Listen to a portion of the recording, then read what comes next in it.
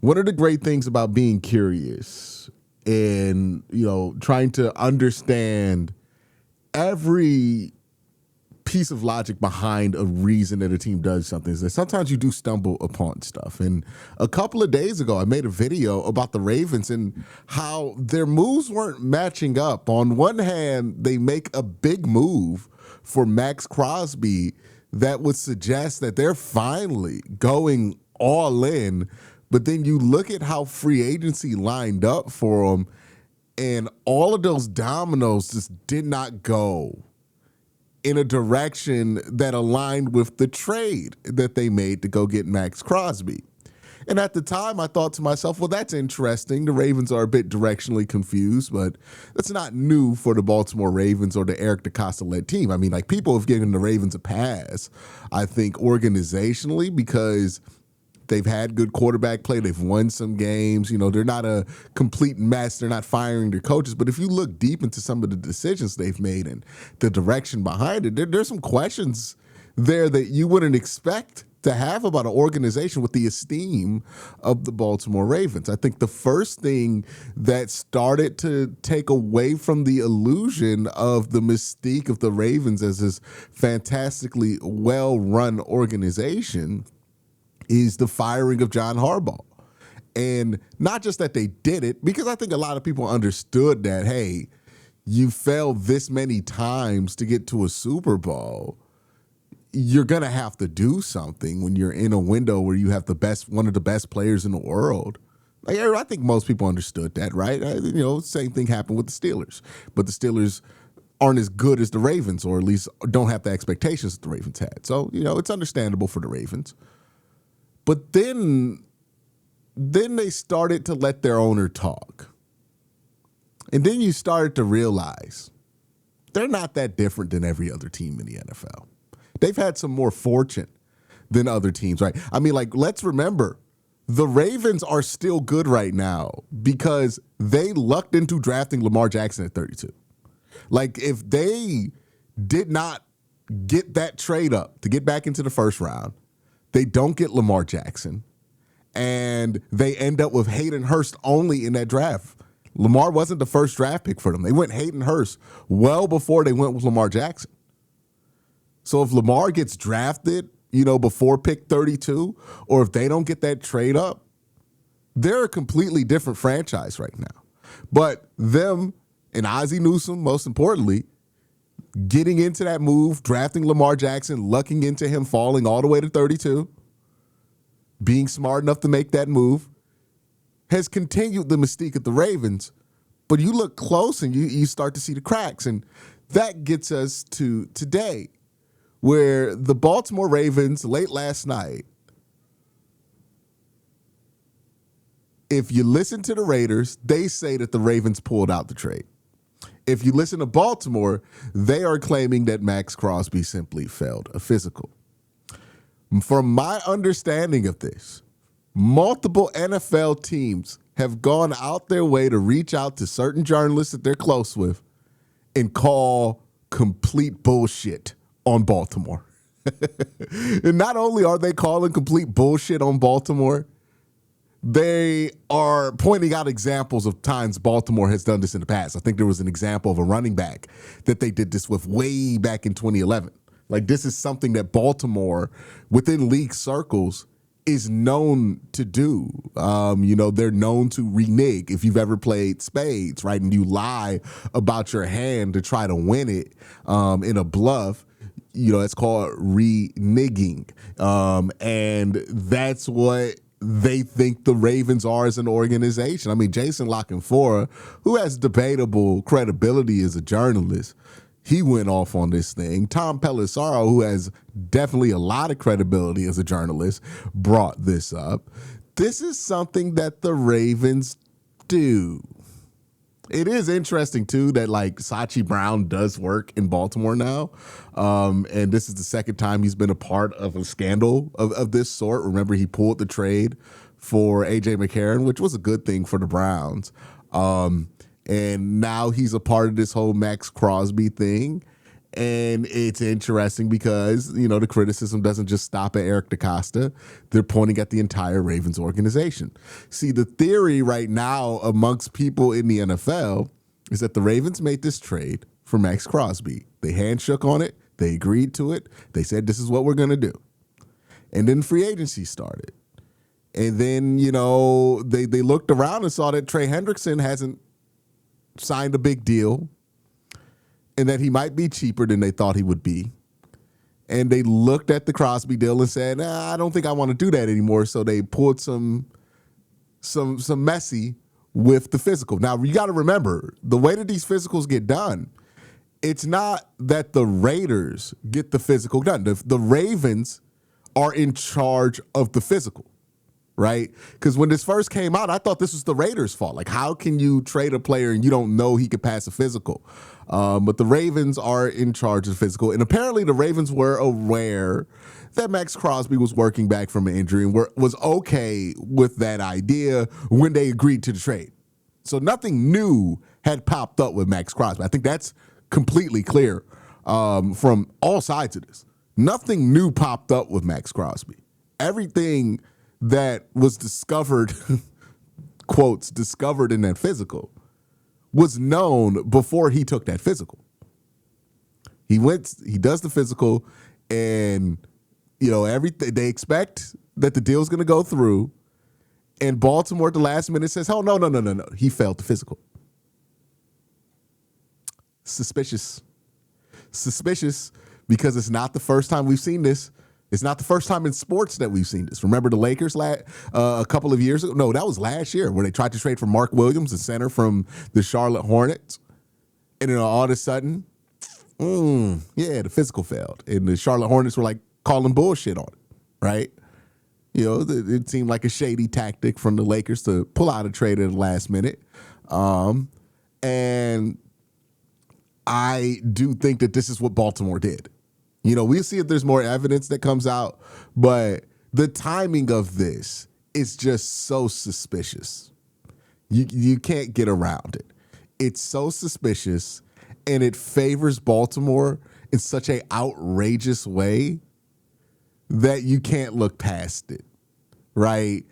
You just can't look past it. If this had favored the Raiders, the timing of this, I would be more inclined to be like, oh, well, the Raiders, there's somebody, like if the Raiders suddenly decided that they couldn't do this trade because of physical not being passed or something like that, after like a top tier edge rusher goes for 3 first-round picks and they're like, oh, we can get more, then yeah, I would be suspicious about the Raiders. But the fact is that this favors the Ravens entirely. The Ravens cannot make this trade, go out and sign Trey Hendrickson, who's not as good as Max Crosby, but they keep their first-round picks over the next 2 years. And I think a lot of people would say, hey, that's the best for the Ravens overall. There are some people who would rather just have Max Crosby because they want to win right now. But at least like signing Trey Hendrickson and then keeping your 2 first-round picks, that's in line with every other move that the Ravens have made. Too much common sense points to the idea that the Ravens did something a bit messed up here with the physical. Now, I don't think there's anything that could be done retroactively to punish the Ravens for this, but the NFL has to figure out a way so this can't happen, right? Because if you agree to a trade and you pull out, you should have a significant reason to do so. That was documented, that popped up. Like, hey, you got to do the physical with Max Crosby and then like an ACL tear pops up. Because if this is how business can be done, if this is what's allowed, then there'll be no trust, there'll be less trades, there'll be less movement, and that's bad for the league. Like what Baltimore did here. I get that, some Raven fans are going to find a way to accept it. I put out a tweet here about it, and I found the Raven fans and their excuses for this and why, the Ravens aren't kind of scummy for doing this. But let's be honest about this. This was pretty shady operations from the Baltimore Ravens. So there's that whole part of it, right? The Ravens look like they backed out this deal. And I think that's why the Raiders have phrased their statement as such, that the Ravens backed out the deal. Not that Max Crosby failed his physical, but that the Ravens backed out, because all the things we know sounds like the Ravens decided to back out of this deal at the last minute. And I feel bad for the Raiders because this completely screws them. Like, now they have a condensed timeline to trade Max Crosby. They've already made a bunch of free agency deals with the idea that they were going to save $30 million in cap space from trading Max. And now that the cat's out the bag with this trade, it's going to be really hard to recoup value because the teams that were in the market moved on. You know, the Raiders were talking to the Cowboys. The Cowboys made a trade for Rashawn Gary. Now, do the Cowboys decide to dump Rashawn Gary and trade for Max Crosby? Is that a precedent that the NFL wants set? Is this mass reneging of trades? Like, at some point, people got to ask, like, hey, this is cool in the short term, but is this something you want to make acceptable? Because when it happens to you, it's not going to be acceptable, right? Like, it's all fun and games when it doesn't affect the team that you care about. People just thinking about the short term with this, or some people who are more team oriented think about the short term of this. The long term of this is dangerous, as far as the NFL is concerned. So you don't want that to happen if you're the NFL, but what can you do to stop it? I don't know. You can't do anything to the Ravens for, blatantly jumping out of a deal at the last minute and then using a physical as cover. Like, it was pretty obvious bullshit. I mean, a lot of people called it out. But let's talk about the Ravens part of this. Because for one, say, look, I was happy to see that the Ravens actually got backlash for doing a thing that other teams would get backlash for. Because I have seen so many times the Ravens do something, and I say to myself, if the Browns did that, the backlash would be severe. We would hear nothing but LOL Browns for the next 24 hours. But the Ravens do it, and nobody bats an eye. Right? This was another example of it. I was like, man, if the Browns did something like that, you would never hear the end of it. But it does seem like people have had enough of the Ravens here when it comes to this particular move that they like to pull. So at least they're being criticized for it. But let's also talk about, like, this made the Ravens worse, at least for this year. Over the long term, they're going to be better off because they have their 2 first-round picks. But if we're just talking about 2026, this made them worse. Max Crosby is better than any edge they can get. And you can bet they're not going to be able to trade for Max Crosby anymore. Not till he goes to a different team. And even then, if I'm Max Crosby, I'm pretty pissed about this. You flew me all the way to Baltimore to basically give me the middle finger. You know what I mean? Like, this is not going to be something that people forget. Like, if you're a GM, you're going to remember this. Like, I don't know if I want to deal with the Ravens. I don't know if I want to involve them in trade talks. And look, say what you want about Andrew Berry. He has the exact opposite reputation when it comes to other GMs. They love talking to him. And he loves talking to them. Andrew's pretty good at trades. I'm shocked that James Gladstone still picks up the phone. He robbed them twice. But you flip on Eric DaCosta, and, like, they've had enough. Apparently there's more. Like, I think this story is just beginning. But again, look at the Ravens roster this year. What are they built to do? They've lost their entire offensive line. They lost their entire tight end room except for Mark Andrews, the oldest member of it. So on one hand, you're like, oh, well, they got to win now. But then they just reneged on the Max Crosby trade, which was the one move that they did that was win now. So what are the Ravens actually trying to do this year? They still haven't extended Lamar Jackson as recording this video, by the way. Like, they have a deadline on that. They still haven't done it. And then you remember, like, look at all the weird shit that Baltimore has done. That, again, they don't get criticized for. But every other team would. Remember how they handled the Lamar Jackson contract? I mean, that was just strange. They didn't want to give him the extension. They waffled on his 5th year. It was weird. Then they tried to like lowball him and transition tag him, and then it led to the league basically blackballing Lamar Jackson because he wanted a fully guaranteed contract. Like, so much weird shit happened around that negotiation. We don't talk about it enough. And then let's talk about the Tyler Linderbaum, right? That was the biggest free agent. They lost him. Did you know that they didn't even give Tyler Linderbaum a 5th-year option? I mean, this guy's set to make $22 million a year to play center for somebody, clearly valued amongst the league as one of the better centers in the NFL. And the Baltimore Ravens didn't even give this guy a 5th-year option. Like, the Greg Newsome got a 5th-year option in Cleveland. He's not the best of anything, but he got it.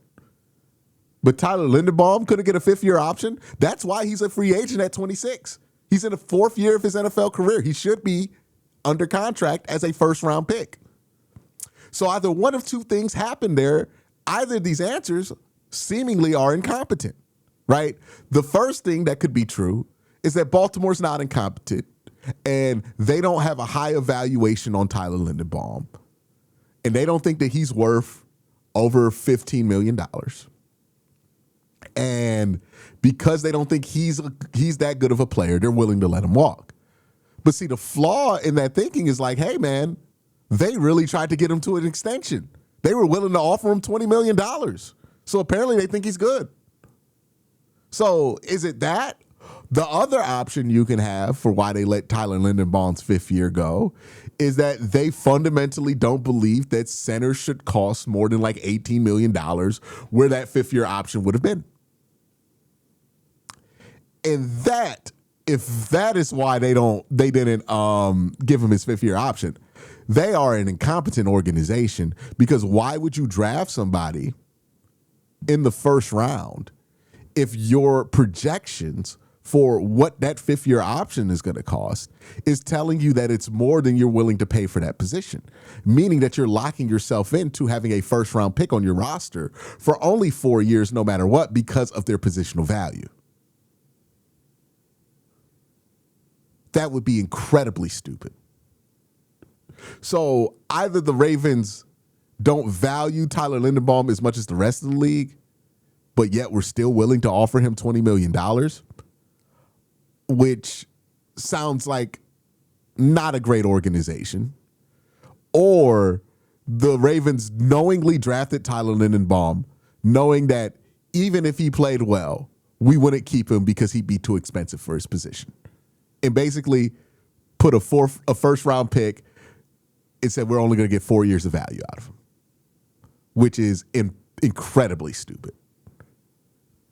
Either way, Baltimore doesn't look good. And Baltimore's been doing shit like this. This is the stuff Baltimore's been. Eric DeCosta's been sliding because all the heat's been on Jim, or I mean, not Jim, but John.